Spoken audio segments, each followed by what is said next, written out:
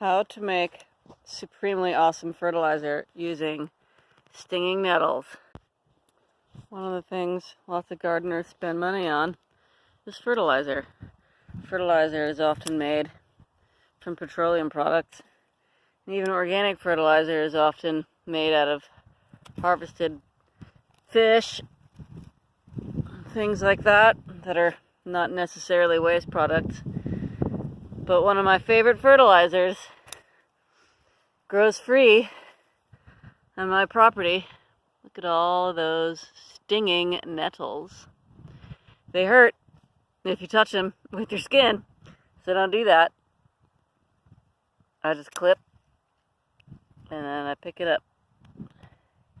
Stick them in this bucket, cover it with water, and let it ferment in the sun until it stinks to high heaven, about a couple weeks. And then you strain out the solid matter, and what you end up with is an awesome compost tea.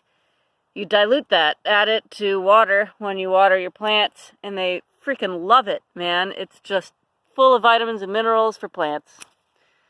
And I guess high in nitrogen or whatever, I don't really know the science. You can look that up, but it's awesome. Plant food. Free. No packaging. No petroleum.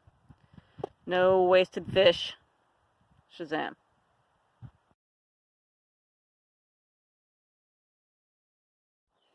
And another thing plants love, rabbit manure, of which I have a plentiful supply.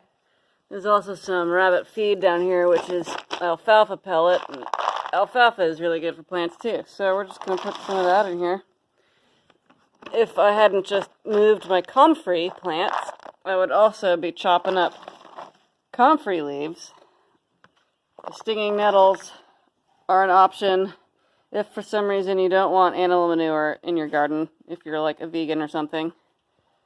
I have a very non-vegan garden. There's bones and poop up the wazoo in my compost. This is going to be great. Alright, let's go put water on it. Okay, we've got our stinging nettles and some rabbit manure and alfalfa pellets in this here bucket. And now, I'm going to top it off with some rainwater I captured.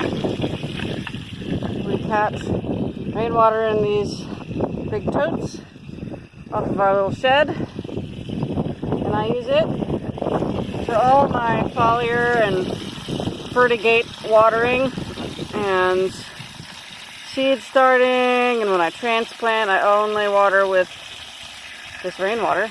The plants really like it.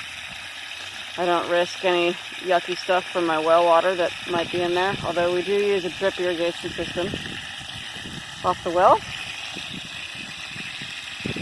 I'm going to cover this with water, and it's going to sit out in the sun fermenting and get real stinky for a couple weeks.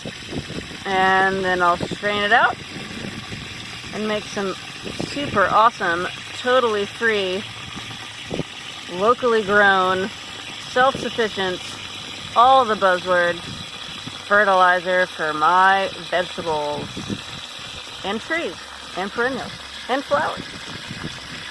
All right.